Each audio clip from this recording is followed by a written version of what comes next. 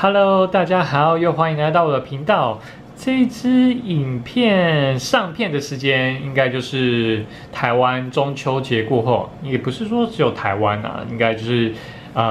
亚洲地区，可能日本、记得越南、中国、韩国可能都有中秋节吧，对不对？都有这个文化。那不知道大家这个中秋连假过得如何呢？是不是烤肉吃到饱，柚子吃到饱呢？好，那我很快的又回到美国芝加哥的。上一支影片我还在台湾，那现在这支影片我又回到芝加哥喽。虽然在美国没有什么中秋节的活动、中秋节文化啦，但我还是在台湾的公司，台系的公司，所以我们公司也是有发了一盒月饼。所以今天我用的3个选项也是跟糕点有关的，那当然只有一个，就是这个没有什么业配哦，就只是刚好公司有给了一个维乐山丘的凤梨酥，所以当然维乐山丘找我业配也可以啦。我是不知道会不会有这种，会不会塔罗影片也可以接到一些业配，感觉比较困难，但是有的话当然也是非常欢迎哦。好，反正今天就是来一个法式可颂台式，对啊，算台式吧，台式的凤梨酥、维乐山丘跟美式的甜甜圈。那这家甜甜圈是只有芝加哥有的甜甜圈，也是蛮有名的。那我还是贪小便宜啊，都会去附近的一间超市，它都有那个在晚上6、7点吧，就有一盒，大概就是1、2块美金而已。平常一个可能就要2、3块美金，但是在超市特价的时候，可能一盒有大概4到5个，就也才2、3块美金。当然它是比较旧的甜甜圈啊，但是很划算。所以来到美国，有时候要去超市抢便宜的话，这种甜甜圈来芝加哥的超市的话，去甜甜圈非常推荐。好，反正今天大家可以在我听我废话之间，可以先想一下，你要今天要吃法式的，还是吃凤梨酥，还是吃美国的甜甜圈呢？好，我来分享一下上次影片，不知道大家有没有看？应该我也有分享到。那我就是搭乘员工票回到台湾我的家乡。那时候回去的时候也是非常的惊险，因为就是候补票嘛，我差点最后一刻，就是被拉掉，没有办法上。但是最后很幸运，最后一刻上飞机起飞前的1个小时，我终于拿到候补机票，可以就顺利上飞机。而且因为公司福利，我优先可以上豪华经济舱。这次搭豪华经济舱真的是非常感慨，就觉得哇，以前搭经济舱真的是。原来都是过了一些平民的生活，为什么食物可以差这么多啊？而且最重点是我回来也是差点搭不上，最后一刻还好是有搭上了，但是就是被降等到经济舱。这食物真的差很多，豪华经济舱真的是好吃很多真的是，而且因为我不知道大家有没有搭过长途线、美国线，就是正餐有2餐，中间有时候他会发个饮料啊，发个宵夜等等，但豪华经济舱发的宵夜就是一个热的三明治，但经济舱发的就是冷冰冰的三明治，整个就是差很多哇！真的是有钱的话，真的可以加一点点钱去豪华经济舱，也是蛮推荐大家的啦。大家可以看我有上一个小小的短片，Reels。在我的频道，大家可以去看，那个真的是，虽然我没有 po 经济舱的食物但大家应该都搭过长荣、搭过华航，应该都吃过吧，就不多 po。这豪华经济舱真的是不一样我以为只有商务舱会有比较豪华，但豪经舱其实也不一样，也是蛮赞的，而且还有过夜包等等的，真的是蛮推荐。真的感谢公司给我这个福利，虽然要候补，真的是心脏要很大颗，也是觉得蛮烦的啦，但是还是很幸运，可以花少少的钱，然后可以让我享受豪华经济舱的舒适，睡饱饱、吃饱饱的回家，然后也可以回来芝加哥。好，这次中秋节就用了今天这3个糕点做主题，那不知道大家有没有选择好呢？对，我还没有说今天主题啦。那今天主题会是yes and no， yes and no。突然闲聊太久，差点忘记我今天要做 Yes and No， 很久没做了啦。今天再次来做一下 Yes and No 好了，那其实也是稍微偷懒一下，因为每次觉得做 Yes and No 的主题，我可以做的比较快，然后可能也不用花太多时间吧，因为这礼拜刚回来芝加哥，然后礼拜六刚好又要值班，所以这个周末比较没有太多的时间可以好好让我来拍摄影片。但是上礼拜又是预计要上片的时间，所以我只好赶快再来拍一个影片呢。今天就选择中秋节的主题糕点，然后再配上 Yes and No。然后下礼拜预计是没有要上片，也不是说预计没有上片，但是我可能会拍一个简短的影片来第一次尝试啦，不知道大家会不会喜欢，就是来看一下12星座，我会各抽一张塔罗牌。或者再加上一张神谕卡吧，来看一下大家在10月份的各个星座12星座的运势，12星座运势。那如果大家有喜欢的话，我也可以拍个12生肖10月份的运势，也说不定。就是用一张塔罗牌来给大家做个10月份的整体的讯息，来看看大家。不知道大家有没有兴趣，或者大家有没有喜欢这样的主题啦？那就是来给大家做个分享，也希望给大家做个帮助哦。然后我一回来芝加哥，我就接到一个个占的生意，个占的要求，好久没有接到个占了哦。真的是可能这个，我其实也没有很认真的在接个占啊，那我也没有大肆的宣传。其实我觉得，塔罗这种东西，我觉得我不想大肆宣传，我觉得总是会有跟有缘的会主动找上门来啦。我觉得大肆宣传好像就是没有follow这个缘分的感觉。那有的话，我就会蛮珍惜这个机会的。那其实我也不是想特别透过个占来赚钱，还是怎么样。我希望还是可以帮助到大家。所以虽然我有可能说一次大概350啊、10块美金啊等等，那其实你有时候来找我个占，我也不会特别要求说你一定要先付钱，我才会帮你占卜。其实你可以看我给你答案了，你看到我给你的个占的结果之后，你再决定要不要给我钱也没有关系。我觉得我要做一个良心的占卜师，良心的事业啦。我觉得真的是对你有帮助，然后你觉得听起来个占我帮你做的个占对你是有用的，那才是最重要的。我希望是帮助到大家，而不是为了赚钱而赚钱，而不是为了做这个个占生意而做这个 you know 大家。希望大家可以理解我的含义啦，那也希望大家也可以多多找我个占，那当然也是希望可以从中赚一点零用钱，当然也是其次的啦。那当然是希望可以帮助大家，然后希望大家帮我多多宣传，那我早日突破1000人订阅。我还是要再强调，希望可以早日突破1000人订阅啦，这是一个小小的目标。那我也是佛心的在经营这个频道，那主要还是重复一下，我希望是可以帮助到大家的哦。好，今天废话比较多，其实我也是蛮爱讲这些无谓的废话，然后跟大家分享一下近况。或许之后也可以考虑开一个 podcast， 也说不定。podcast 的可能大家看不到画面，但是也可以听一下塔罗啦。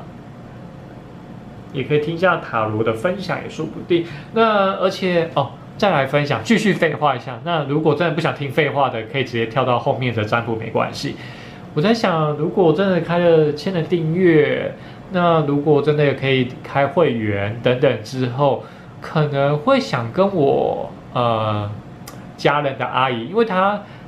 也是一个专业的塔罗占卜师，然后她也是。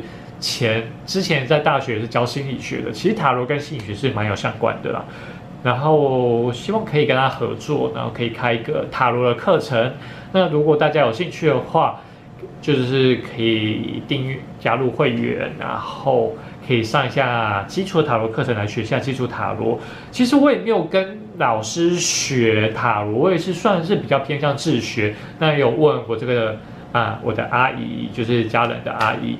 因为他也可以跟他请教一下。所以我觉得由他开的课程，因为是美国人啊，那我的观众可能并不是每个人都听得懂英文的话，我可能就是他开课程，我做翻译这样子。那我也希望帮助他，我们两个可以一起经营，然后就是开这个课程。然后也可以帮助他赚一点零用钱，帮助我们两个赚一点点零用钱啊。那主要还是希望可以帮助到大家。那如果大家真的有兴趣的话，我也会积极筹备这一块。那当然最重要还是我要突破1000人订阅，然后累积更多的观众朋友、粉丝，然后希望可以帮助到大家。那有兴趣学习这块的话，也可以透过之后的频道。然后可能有机会来发展这一块，然后来帮助大家。好哇，今天废话一开场就讲了10几分钟，有点长。那没关系，那还没有选择好的，1、2、3，左中右，大家选择好的话，我们就开始为你做今天的 Yes No 占卜咯。那 Yes No 占卜一样，你可以想1个问题到3个问题。那当然，有的答案想听 yes， 有的答案想听 no， 都没有关系，那就看等一下的解说咯。好 ，Hello， 选择第一组的朋友，大家好。如果你刚才选的是第一组法式可颂的朋友，我们来看一下第一组的讯息，要给你答案是 yes 还是 no 的呢？那当然一样，根据你的问题来看，你有可能觉得哦。想要听到的是 yes， 想要听到的是 no， 都有可能，然后只有你可以知道哪一个答案是你比较想听到的啦，好不好？那当然，怎么说呢？总而言之就是 yes 或 no 没有一个一定是不好的。对我而言，对这个题目而言yes no， 也许你问的方式可能就是想听到 no 也说不定嘛，所以。但整体解说来看，我可能还是会以yes 就是正面 ，no 就是负面的啦。但是怎么说呢？还是要看大家的问题怎么问，然后你会知道你 yes 对你来说是正面的呢，还是 no 对你来说是正面的，好不好？好，我们就来看一下，先来开牌一下，来看一下你这次你心中的答案是 yes 还是 no 呢？我们来看一下塔罗牌，第一张你抽到的是Two of Coins。金币2，再来第2张抽到是权杖3，第3张抽到的是宝剑国王，好，那刚好是中秋节特辑嘛，那我们就来看一下，我来抽月亮神谕卡，帮每一张塔罗牌下面再抽一张月亮神谕卡来做个补充说明。好，首先第一张金币2对应的月亮神谕卡是能量正在增强。好，再来是第2张抽到对应的是金币权杖3，抽到是满月在处女座，你已经够好了。好，第3张宝剑国王对应的神谕卡是新月在双子座，沟通是关键。好，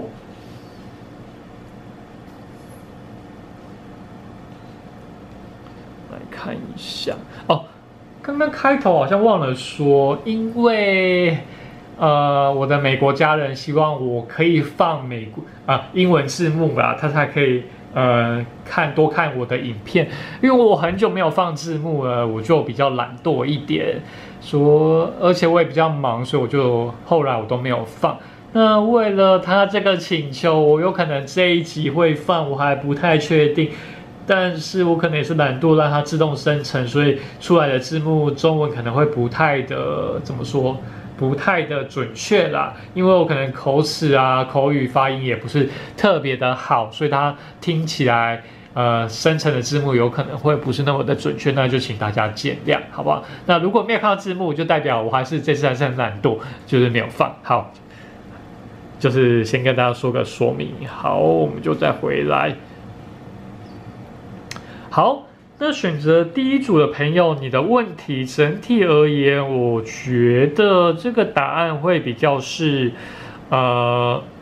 中性偏 yes， 中等偏 yes 的一个选项耶。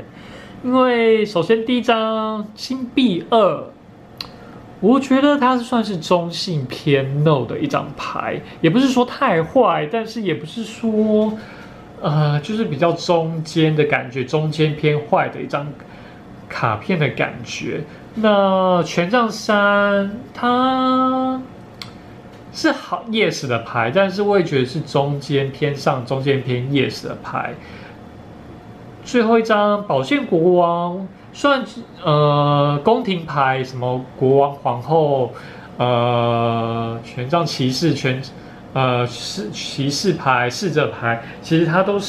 能都是算好牌啦。但宝剑类型通常都是比较负面的牌嘛，所以宝剑国王当然。我一样会把它视为是 yes 牌，但是我也是偏中间偏 yes 牌。以我的解读，以我的看法，我会是这样说啦。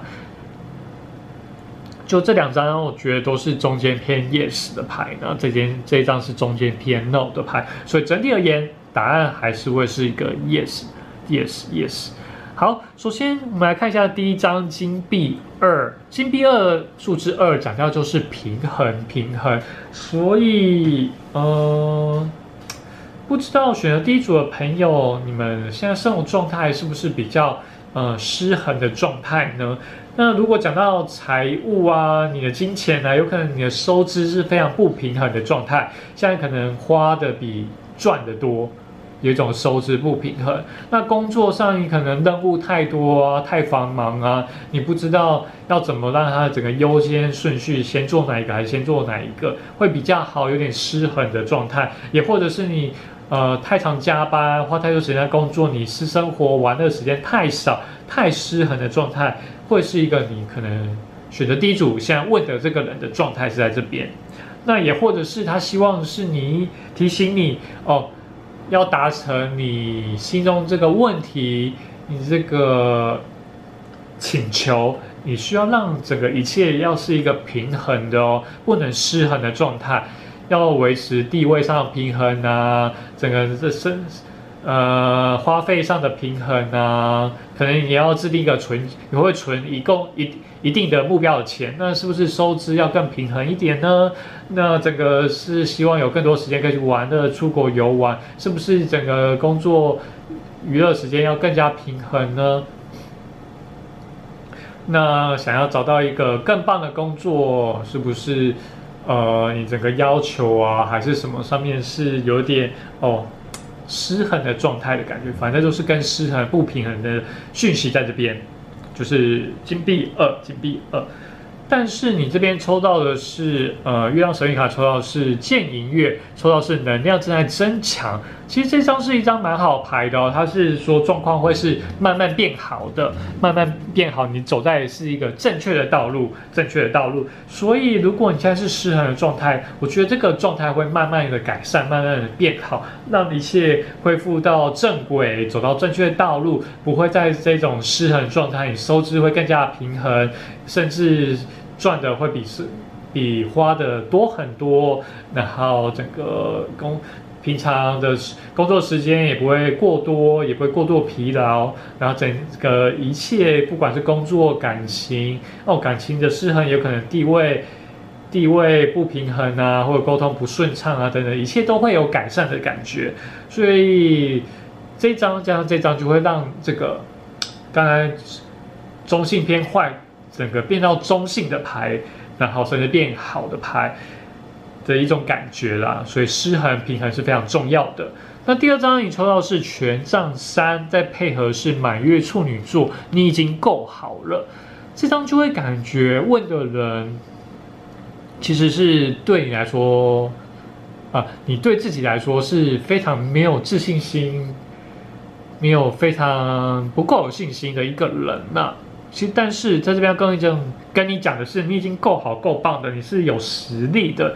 不要对自己太没有信心，不要太低估你自己，好吗？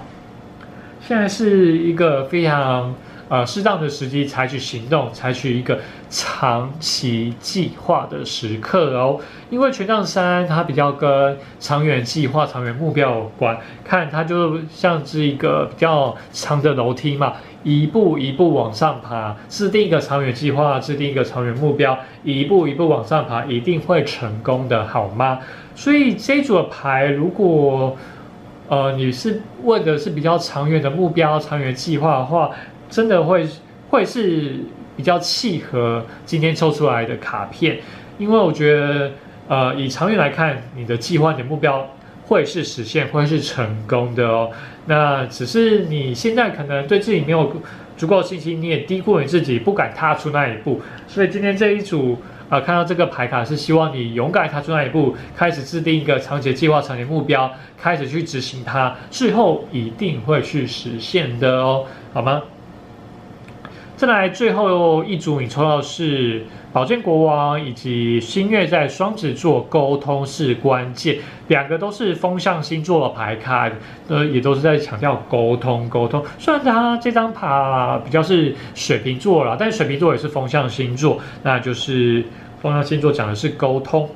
那宝剑国王它其实是一个经验非常丰富的国王牌嘛，经验非常丰富，它也是充满智慧，它有一种公正不阿的感觉，然后他也是个非常强大、强而有力的沟通者。他可能像外交官啊、律师啊、法官啊，然后口条能力很强的啊，很会说服人的啊，很能够让人家信服的一个人。所以代表我觉得你是一个充满有智慧，也是经验丰富的人，你也是理性逻辑非常强的人，你可以解决各种问题的人。对啊，所以我觉得你问的问题，我觉得运用你的智慧，运用你的逻辑，其实是可以轻松去面对、轻松去解决的。然后沟通是关键，沟通是你的武器，运用你的沟通能力、沟通技巧，可以让这一切过得更加顺遂、更加顺利，可以更加成功的一种感觉，好吗？不论你问的是工作，不论问的是感情，我觉得你是有这个能力。然后不要低估你自己，然后你又运用你的沟通能力，运用你智慧，运用你的逻辑能力，运用你的理性，我觉得一切都会是非常顺遂的。那当然，今天你问的问题如果是问短期的，那这个答案有可能就是比较中性一点的，可能短期内我觉得选第一组的朋友可能看不到一个成绩，看不到一个成果。因为毕竟你抽到一个权杖三嘛，所以长期而言，我觉得答案会是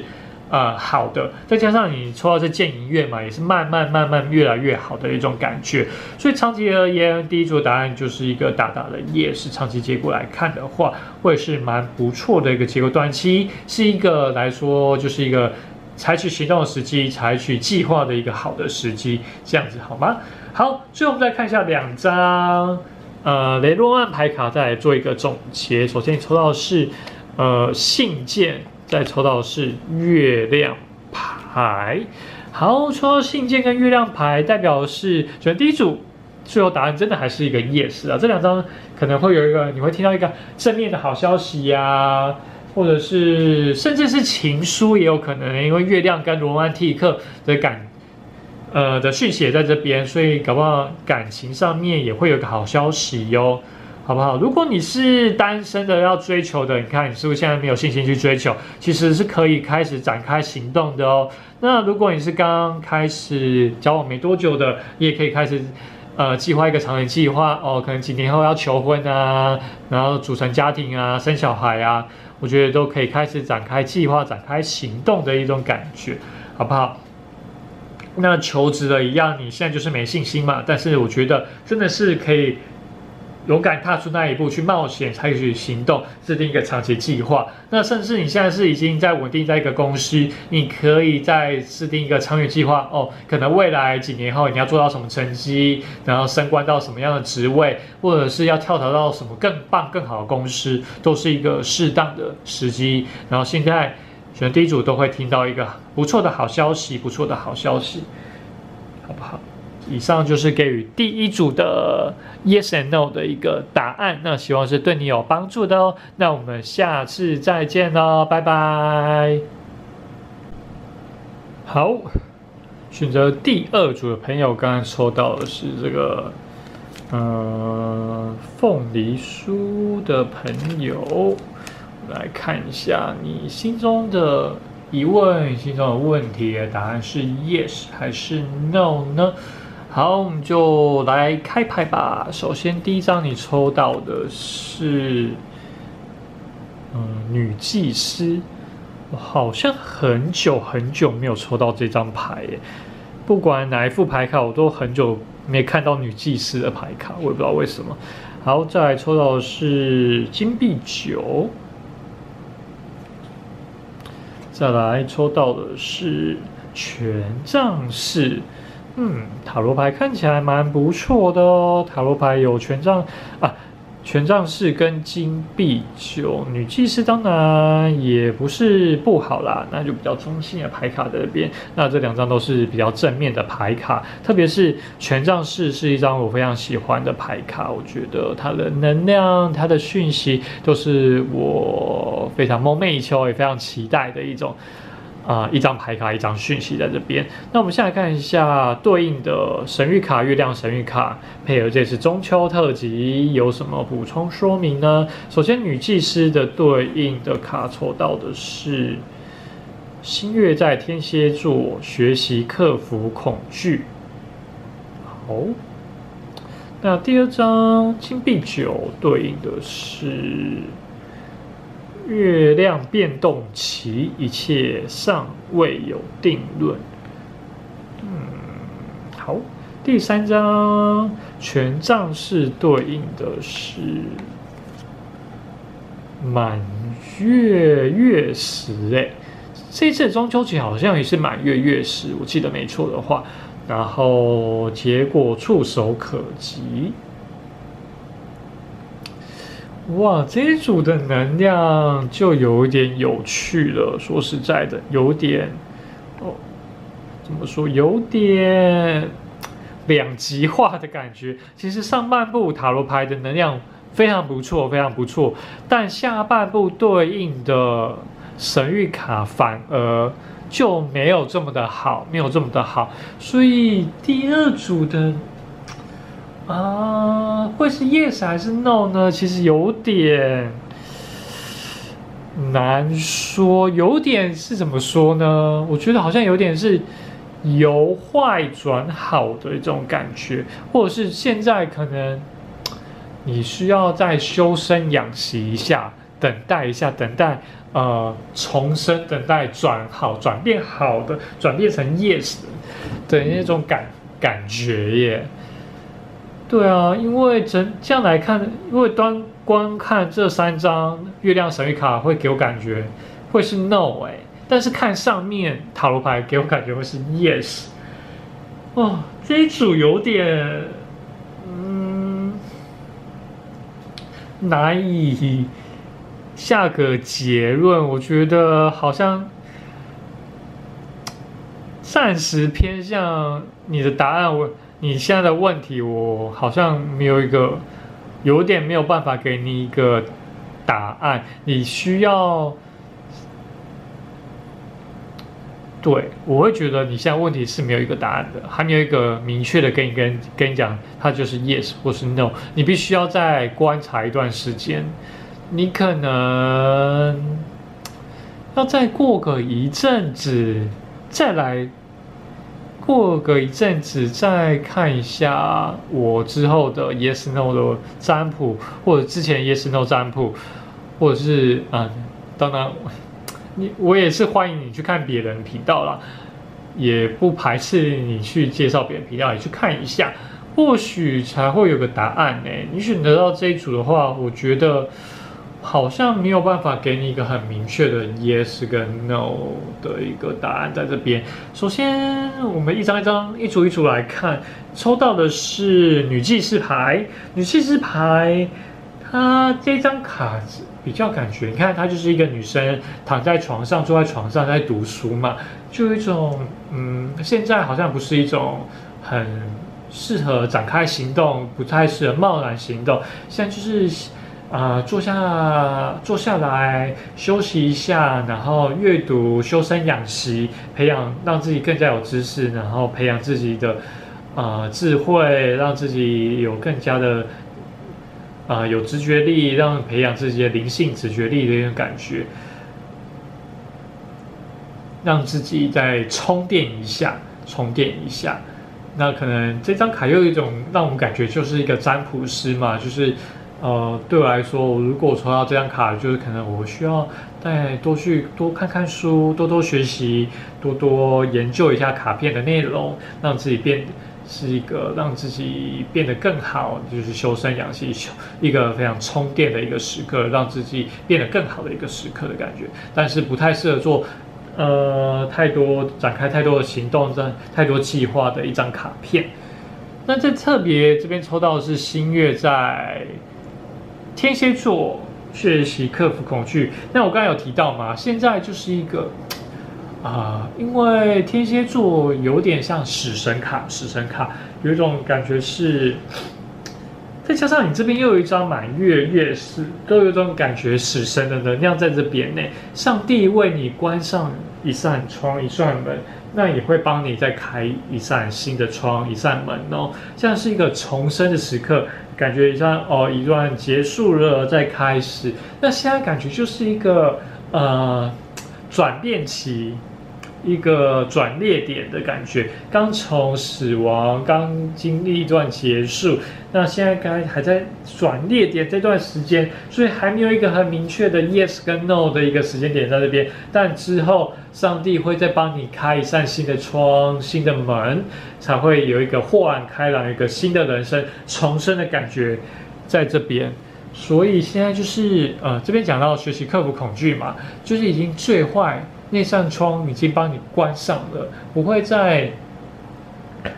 更坏的那种感觉，也有一点宝剑六的感觉在这边，死神牌宝剑六的感觉。那希望你可以克服这个恐惧，然后迎待重生，迎待一个新的人生新的开始的感觉。所以选择第二组的朋友，你现在问的问题，也许可能之前最坏经历的是蛮坏的状况，蛮糟糕的状况。那现在可能还不是一个特别好的时机点去做努力，去做改变，还是需要再充电一下，再努力一下，就休息一下啦。那也可以充电读书，去做学习，然后等待最佳时机，然后迎接一个新的人生新的开始，等待一个重生的时刻来临的感觉，好不好？会给我这样的感觉。但是你这边旁边又抽到的是金币九以及权杖四，其实这两张卡都是非常非常好的卡。那只是这两张卡都有一个共同讯息，就是好像已经事情，就现在状况好像没有什么特殊的 drama， 没有特别的事件了，就是现在就是一个很平稳、很安稳，可以很值得让你好好休息的一个时刻。然后甚至就是会有好消息，那当然权杖四可能就是有好的消息庆祝啊，可能台面上是结婚啊。那金币九就是工作稳定啊，也没有什么太多的一个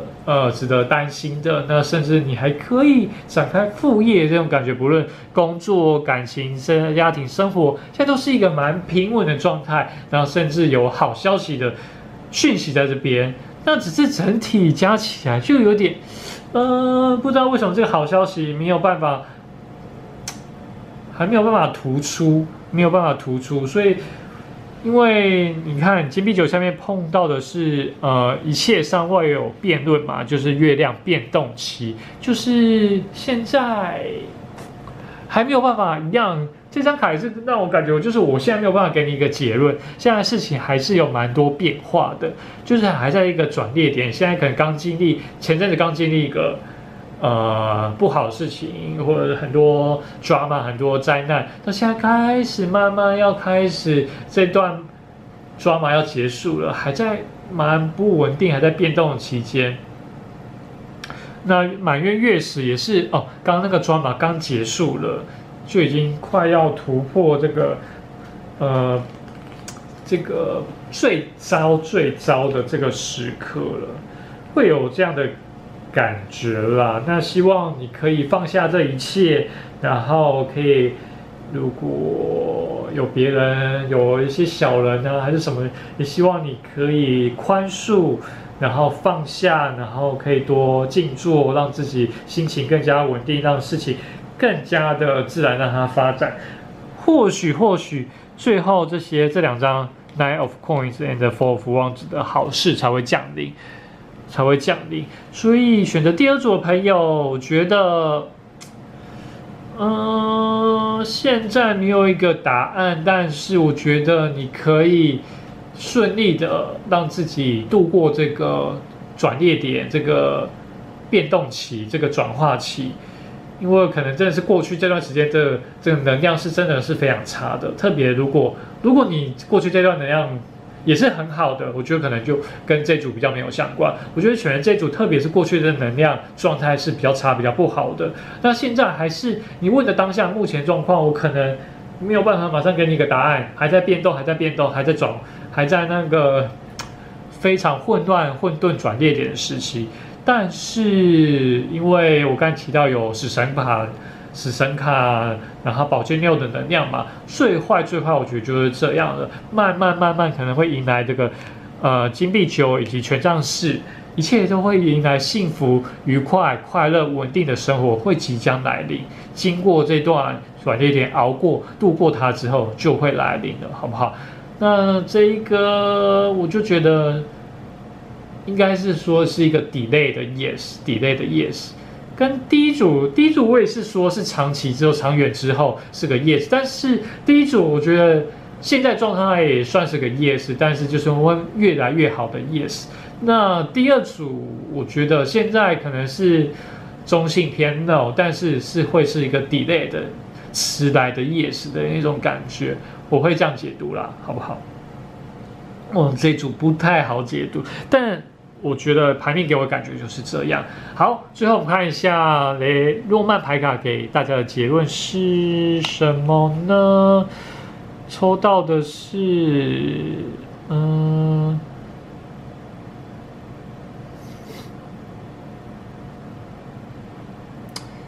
觉得会是，我已经忘记哪一张先哪一张后了啦。那如果是三先。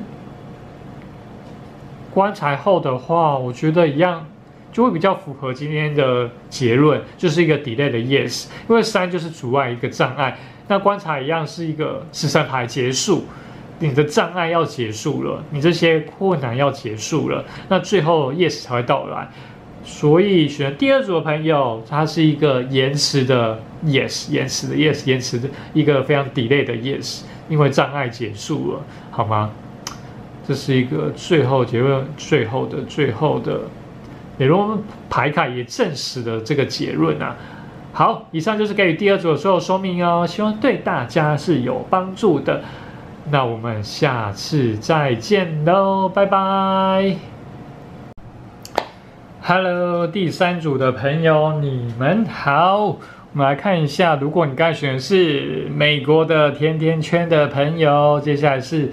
第三组朋友的解答哦，不好意思，刚开头就先让我喝口水吧。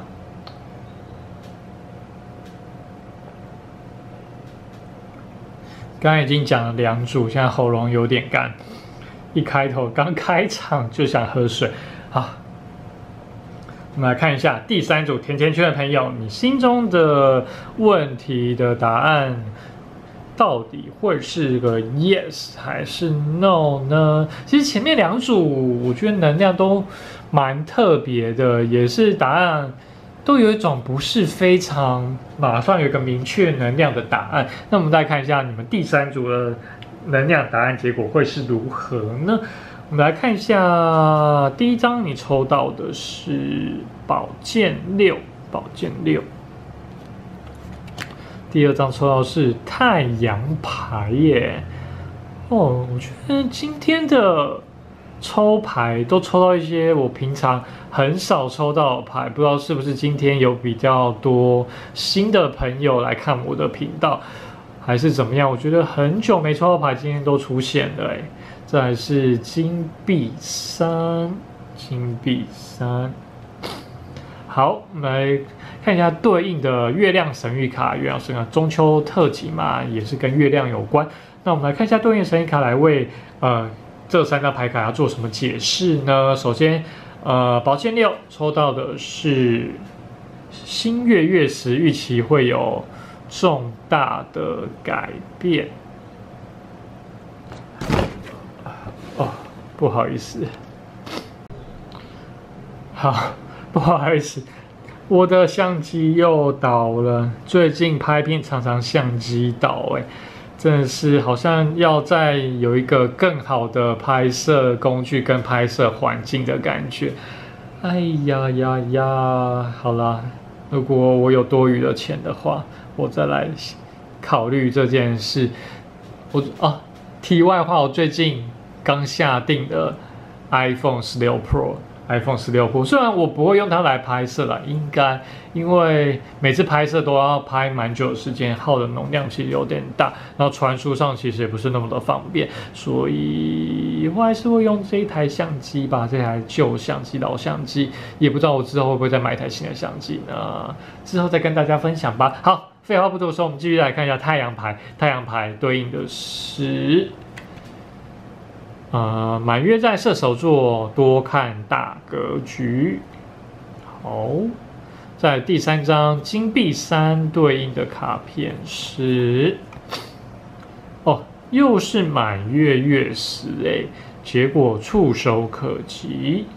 刚刚第2组也有抽到这一张卡片。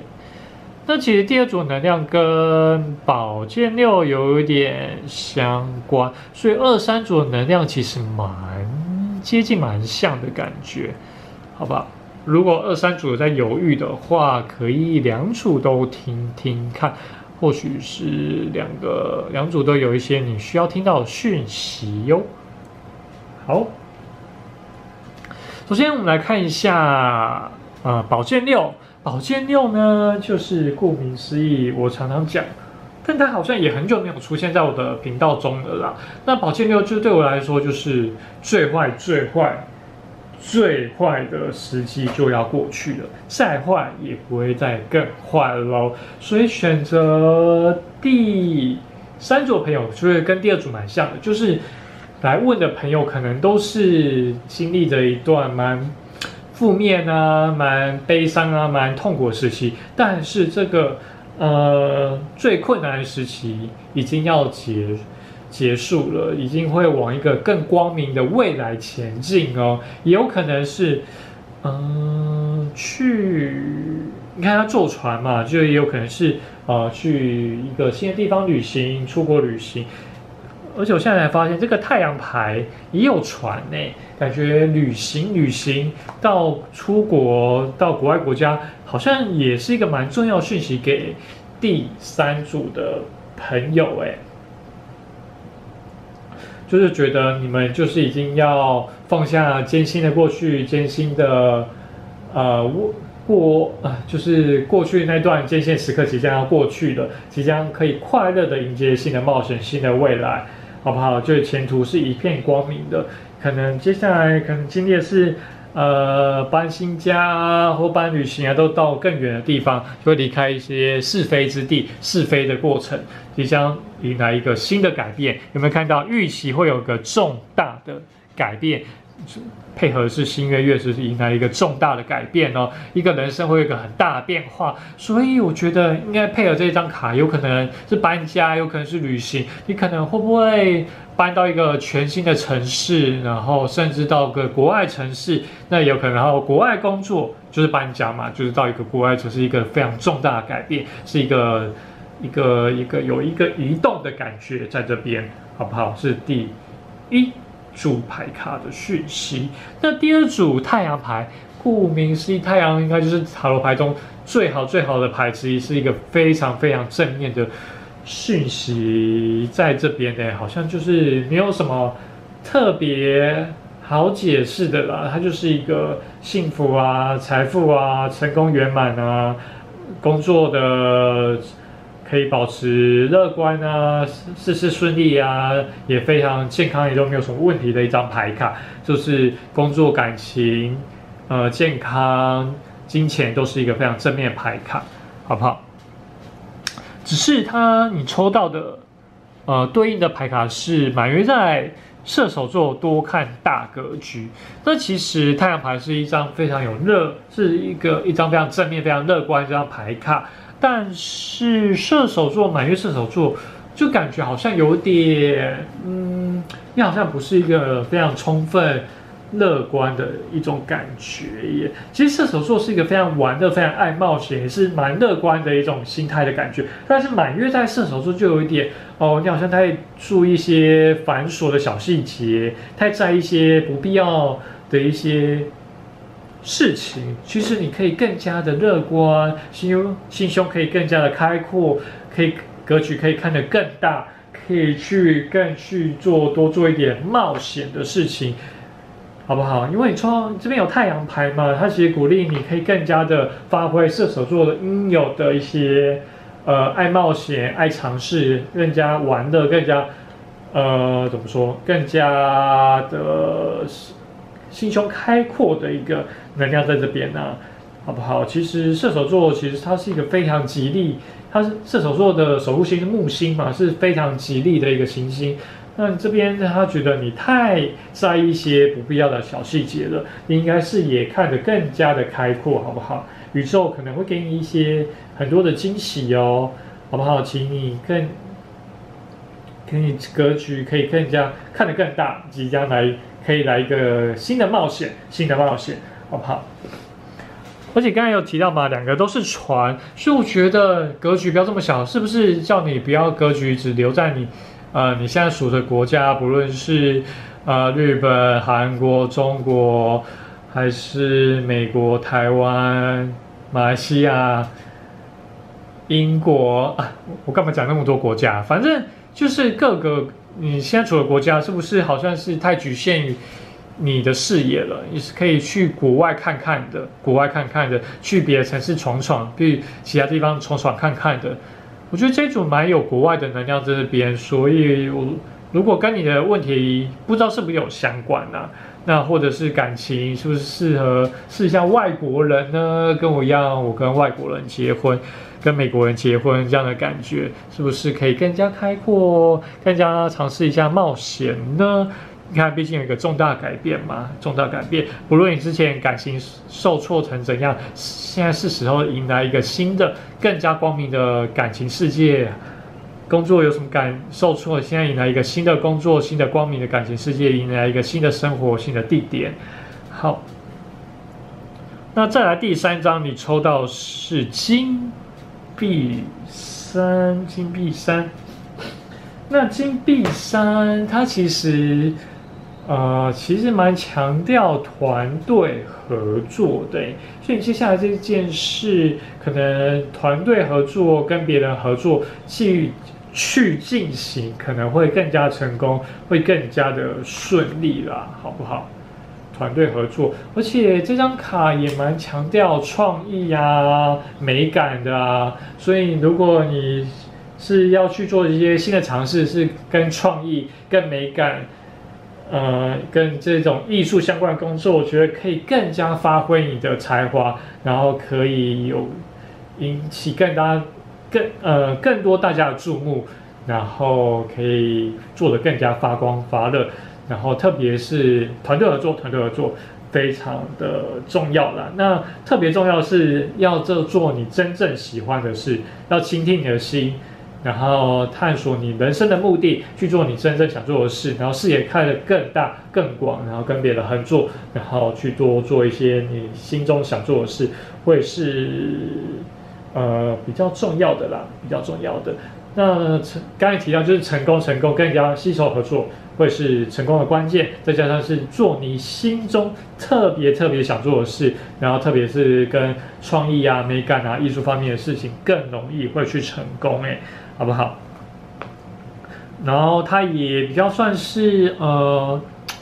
怎么说，也是有一些师傅吧带领你去学习，然后你可以从中脱颖而出，有一种青出于蓝的感觉，就是从师傅中那边学习，老师中学习，让你一代长江后浪推前浪，感觉就是一代比一代更好的感觉。只是你这边又抽中的满月月食，蛮特别。今天是唯一一张比较不好的牌，月食，那一样跟。我觉得如果这张跟这张是配合的话，会是更加 match 啊。这两张讯息其实蛮像的，蛮像的。就是如果是我重新分配啦，那大家可以先。如果这张配合的是这一张，然后这一张配合是这一张，这张配合是这一张，我觉得整体讯息会更加的 match， 会更加 match 的感觉。好，因为满月月食就是又一样，最高的状况就是那样的。你这个困难艰难时期，上帝要把你关注了，要结束了，好吗？即将要有一个新的开始的感觉，但是现在就是一个比较可能就是前面经历一个蛮困难的时期啦，好不好？就是之后就会慢慢回到正轨，也希望你可以原谅过去，放下过去，让事情更加顺其自然发展，让你慢慢走到一个更加光明的未来，更加正面闪闪发光，让你可以发光发热的未来的一种感觉，好不好？我觉得这样如果这样搭配的话，我觉得会更加的配合啦，好不好？刚好就是每一张我觉得都有对应的牌卡。对应的牌卡，那整体而言，我觉得最高的情况就要过去了，然后即将迎来一个非常重大改变，正向光明的改变，所以第三组也是个 yes。其实今天三组都算是 yes， 只是有一种不同的状况，有可能是yes 来的不会这么快，那这组我就比较偏向就是一个比较没有时间限制的，就是一个大大的 yes 的感觉，是第三组，好吗？好，最后我们来看一下雷诺曼牌卡给大家的最后的结论。首先第一张抽到的是小鸟，第二张抽到是船，又是一张船呢，又是移动旅行。两张在讨论要去哪里旅行的感觉嘛？你看，又是两个人讨论要坐船要去哪里旅行的感觉耶！哇，所以我觉得第三组的朋友，你真的是很多的讯息都是旅行或者出国出远门的感觉。所以如果你真的是在问，跟异地呀，不论是感情，不论是工作，不论是生活住家，我觉得跟这方面讯息，特别是跟这方面讯息是蛮相关的。然后我觉得这个答案会是蛮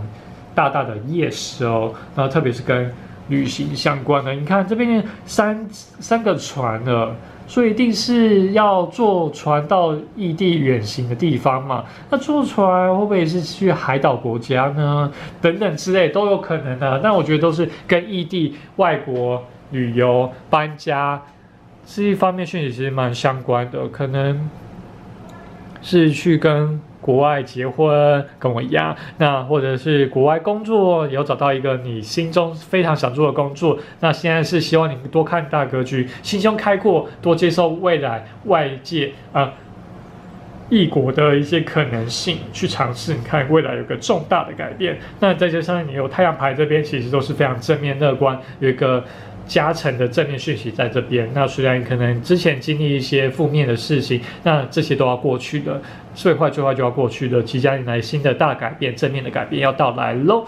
好，以上就是给予第三组的所有讯息，希望对大家是有帮助的哦。那我们下次再见喽，拜拜。